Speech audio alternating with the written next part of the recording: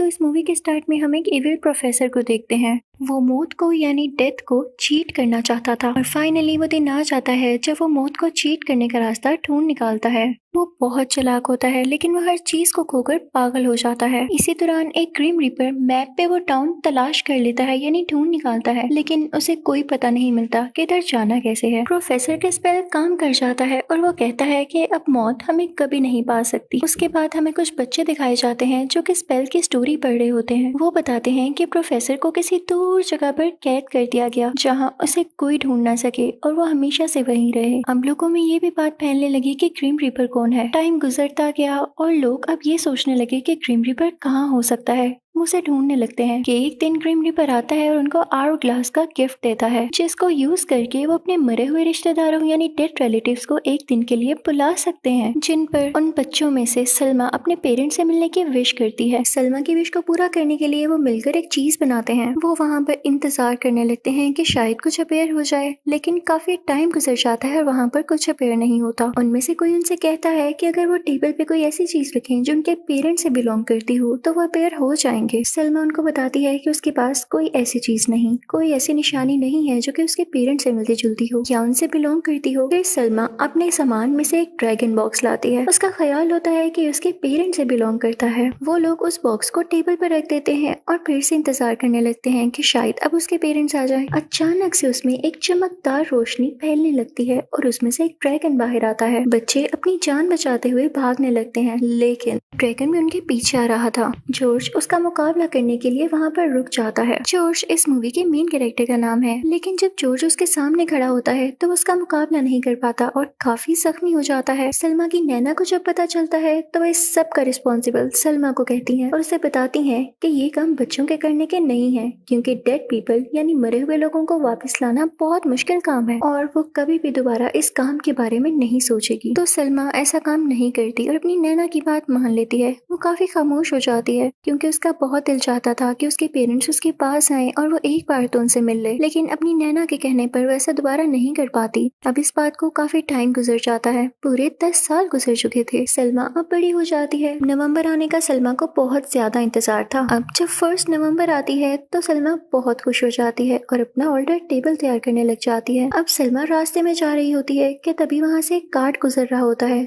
जो कि उसके कपड़ों पर कीचड़ डाल देता है। कार्ड का ड्राइवर सलमा से माफी मांगता है और उसे बताता है कि वो एंटीक चीजें बेचता है, लेकिन सलमा को अपने गंदे कपड़े देखकर बहुत बुरा लग रहा होता है। तो वो कार्ड वाला आदमी उससे कहता है कि तुम चाहो तो इस कार्ड में से कोई भी एंटीक चीज ले सकती हो, लेकिन इसके बदले मुझे माफ जरूर कर देना। अब वो ड्राइवर उसे एक टेलीस्कोप और एक लॉकेट दिखाता है। वो उसे किसी ट्री के बारे में भी बताता है कि लोगों का मानना है कि लिविंग और डेड लोगों में एक कनेक्शन है और ये एक हिडन लव स्टोरी का ही पार्ट है। सलमा वहाँ से सीधा अपने सीक्रेट मिशन प्लेस पर चली जाती है जहाँ उसे जॉर्ज और एक और लड़का मिलता है। वो उनको भी वो लॉकेट दिखाती है। वो कहती है कि इसका कोई कनेक्शन है जो मुझे मेरे पेरेंट्स से मिलवा सकता है। सलमा उन दोनों से कहती है कि प्लीज मेरी आखिरी बार मदद कर दो। वो उनसे काफी रिक्वेस्ट करती है जिस पर वो मान जाते हैं। अब उनका डे ऑफ डेड सेलिब्रेशन आ जाता है और सलमा अपना ऑल्टर टेबल तैयार करने लगती है। जैसे ही वो ऑल्टर टेबल पर लॉकेट रखती है तो एक ब्लास्ट होता है, लेकिन उसे फिर भी अपने पेरेंट्स नहीं मिलते। सलमा थोड़ा फ्रस्ट्रेटेड हो जाती है और उसे लगता है कि कोई भी उसकी मदद नहीं करता।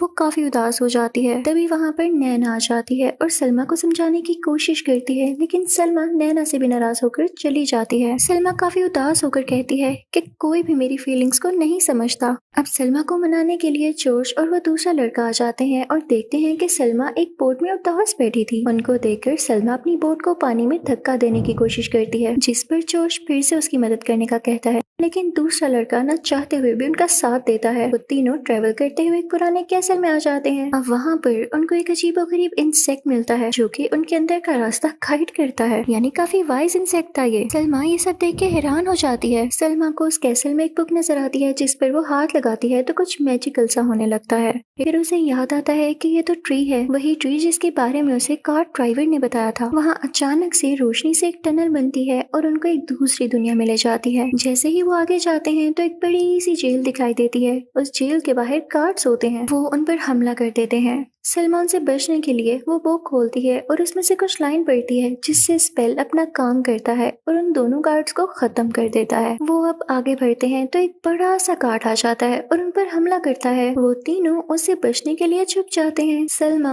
उस बुक से कुछ न्यू ट्राई करती है, जिससे जॉर्ज लड़की और दूसरा लड़का ब्रोकली बन जाता है, यानी एक वेजिटेबल। गार्ड उन दोनों पर हमला करता है और वो एक गहरी खाई में गिर जाते हैं। ये देखकर सलमा को काफी गुस्सा आता है और वो बुक से हेल्प लेकर एक लाइन पढ़ती है, जिसके स्पेल से एक टाइगर आ जाता है और वो उस गार्ड को खत्म कर देता है। इसी दौरान प्रोफेसर, जो कि वहाँ कैद होता है, बाहर आ जाता है, जबकि सलमा उन दोनों को याद करके रोने लगती है और कहती है कि उसकी विश की वजह से वो दोनों अब नहीं रहे, क्योंकि जॉर्ज और दूसरा लड़का वहाँ से गायब जो हो गए थे। तो सलमा इसका रिस्पॉन्सिबल खुद को समझ रही थी। जॉर्ज और दूसरा लड़का वर्ल्ड ऑफ डेड में पहुंच जाते हैं, जहाँ उनको हर जगह स्केलेटन चलते फिरते नजर आते हैं। वहाँ सलमा प्रोफेसर से मिलती है और वो उसे बताता है कि वो जानता है कि कैसे डेड लोगों को वापस लाया जा सकता है और वो उन दोनों को भी वापस ले आएगा, जिस पर सलमा खुश हो जाती है। प्रोफेसर सलमा को एक स्पेल लाइन पढ़ाते हैं और कहते हैं कि जिससे एक रास्ता बन जाता है, ये वो स्पेल है। प्रोफेसर सलमा को उसके पेरेंट्स के कैसल तक लेके जाते हैं और उसे बताते हैं कि उसके पेरेंट्स मैजिशियन थे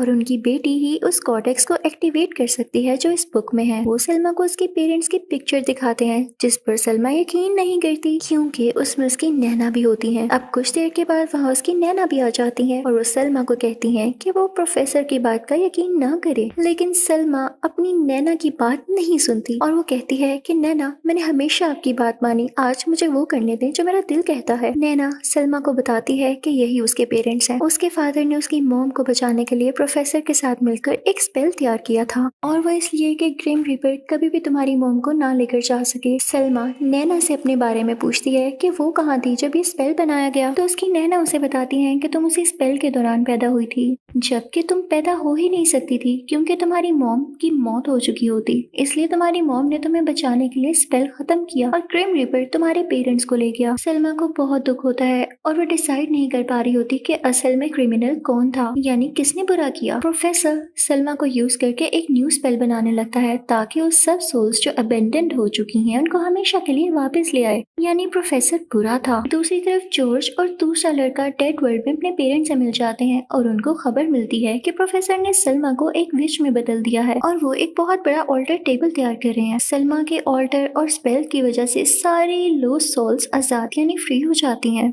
और डेड क्रिएचर पर हमला करना शुरू कर देती हैं। प्रोफेसर सलमा को एक स्पेल पढ़ने का कहता है। असल में वो ग्रिम रीपर से रिवेंज यानी बदला लेना चाहता था। जब सलमा को इस बात का एहसास हुआ तब बहुत देर हो चुकी थी और प्रोफेसर ने ग्रिम रीपर की सारी पावर ले ली थी। दूसरी तरफ जॉर्ज और दूसरा लड़का डेड वर्ल्ड में लो सोल से मुकाबला करते हैं, जो कि सब डेड लोगों को किसी चीज के पार ले जा रहे होते हैं। वो दोनों ट्रेन को रोकने की कोशिश कर रहे होते हैं। सलमा प्रोफेसर की चाल यानी साजिश समझ जाती है और उसे खत्म करने लगती है, लेकिन वो उसे बताता है कि अगर वो ऑल्टर को खत्म करेगी तो जॉर्ज और दूसरा लड़का भी हमेशा के लिए खत्म हो जाएंगे। जॉर्ज के साथ वाला दूसरा लड़का सेक्रीफाइस करके अपने भाई जॉर्ज को रियल वर्ल्ड में भेज देता है। वो सलमा के पास जाता है और वहीं पर नैना भी आ जाती है। सलमा उनसे अपोलोजाइज करती है और एक ऑल्टर बनाती है और प्रोफेसर को उसकी वाइफ से मिलवा देती है, जिससे सारा नेगेटिव स्पेल खत्म हो जाता है और ग्रिम रीपर को भी उसकी पावर वापस मिल जाती है। अब ग्रिम रीपर भी अपने पेरेंट्स से मिलता है, जिससे सलमा बहुत खुश होती है और अपनी नैना के पास आ जाती है। अब जब लोग ग्रिम रीपर को देखते हैं, जो कि अब अपना आर्ट ग्लास वापस लेने आया था, तो वो लोग उसे कहने लगते हैं कि प्लीज अपना आर्ट ग्लास वापस ना लेकर जाएं। वो उसे बहुत बार कहते हैं और साथ ही जॉर्ज भी बोल पड़ता है। वो कहता है कि प्लीज क्या मेरे भाई को वापस लेकर आ सकते हैं, मुझे उसे वापस लाना है। जिस पर सलमा भी बोल पड़ती है और जॉर्ज को यकीन दिलाती है कि वो ऑल्टर जरूर बनाएगी और उसके भाई को बुलाया करेगी। फिर ग्रिम रीपर प्रोफेसर और उसकी वाइफ को ले जाता है और मूवी यही खत्म हो जाती है। Thank you for watching.